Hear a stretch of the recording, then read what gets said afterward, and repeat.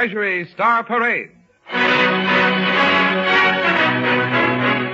Produced under the personal direction of William A. Bacher, with Igor Gorin, Al Goodman in his orchestra and chorus, and Henry Hull as our master of ceremonies.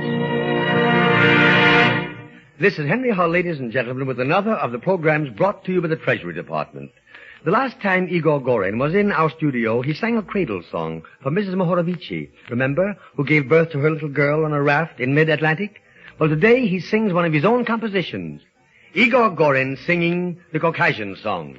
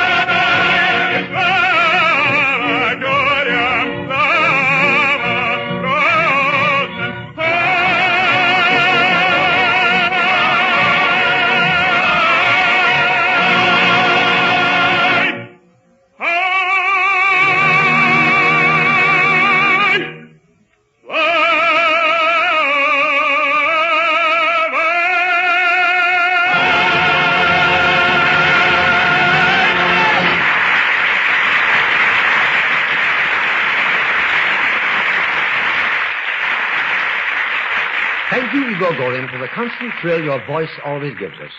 And now our maestro Al Goodman adds to our full measure. To Rubinstein's immortal piano composition, Come Noi Ostro, Mr. Goodman has added voices and lyrics. The result? Commence, maestro. Pianissimo, please.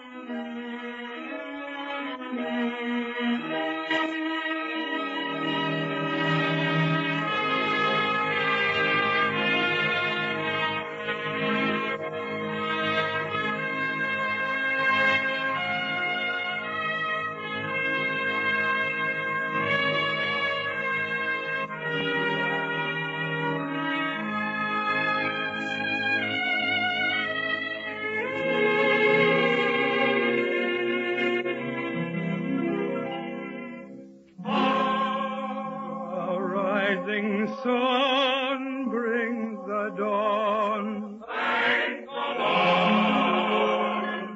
The clouds of night all are gone. Thank the Lord.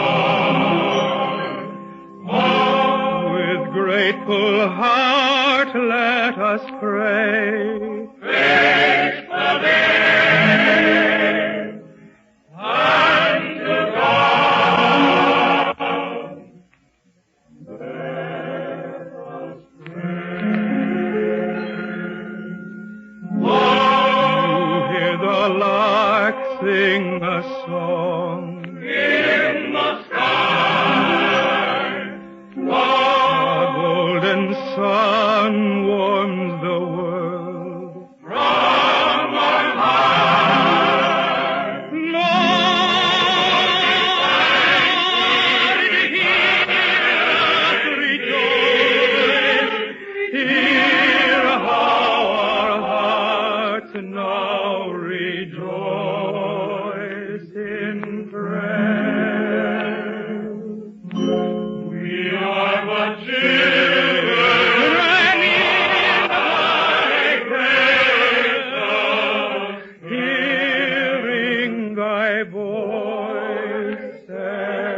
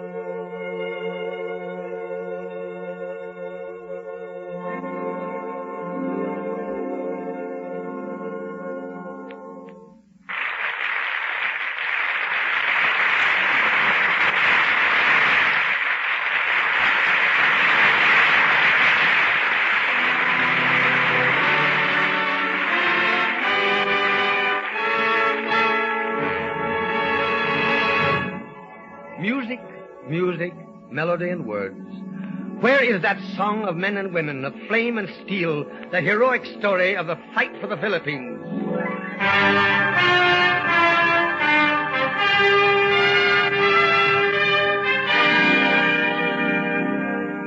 One day, a poem will be written, a ballad of Bataan, about the men of Bataan. No, not just the men and women, the battalions of Bataan. Some master of word and phrase will carve it out of the hard base rock of simple speech, echoing the stuff that Corregidor is made of. Maybe the poem will be in what writers call free verse, without rhyme and with only the natural rhythm of words to make it sting. Maybe it'll be a simple kind of song, with neatly matching phrase, with even beats to sound the march of valor.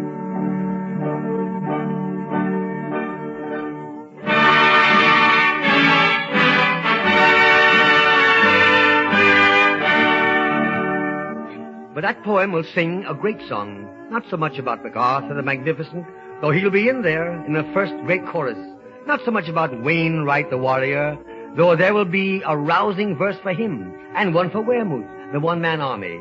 Mostly, though, I think that poem will sing about the Navy detachment from Cavite, the Marines, the 31st Infantry, the Filipino Scouts, the Army nurses, and the Medical Corps, and down near the end, the pilots of those 4 patched-up P-40s that made the Japanese aviators so unhappy. The fellow who writes the poem, he'll be able to check back and name them all. There isn't time for me to do that now. But when I say battalions of Bataan, I mean all the men and women, prisoners of war or free, who were there with MacArthur and Wainwright. And those still free and living who still fight on. I mean all who were there in the fight on Lingayen Beach, at Manila, Subic Bay, Mariveles, in the gum tree forests and foxholes of Bataan. And those who still fight the great fight under the stars and stripes at Corregidor.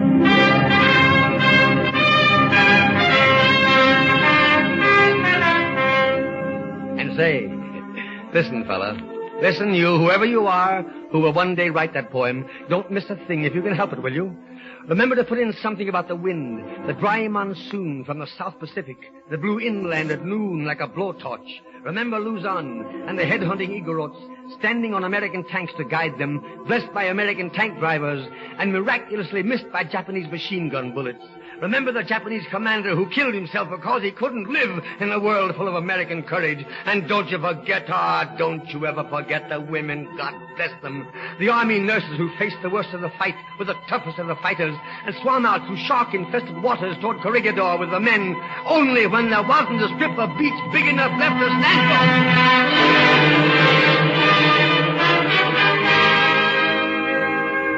Don't write that poem unless you're sure you're big enough, mister. And don't write it at all unless you're sure the poem is big enough to match the faith and the courage and the stamina of the battalions of Bataan.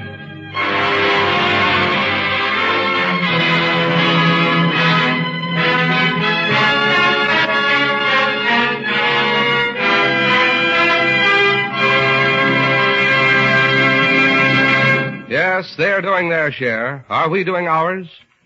Our call is the War Bond Quota Call. It has been sounded throughout the nation, in every state, in every county, in city and town and farm. $1 of every 10 must go into the war chest of our country, invested in United States war bonds. This is not an appeal, not an oratorical urge, but a statement of every American's duty.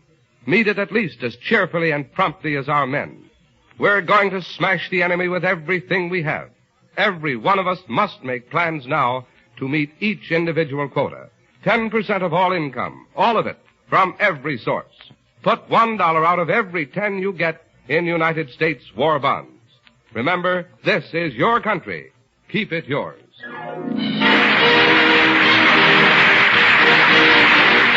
This is Larry Elliott speaking for the Treasury Department.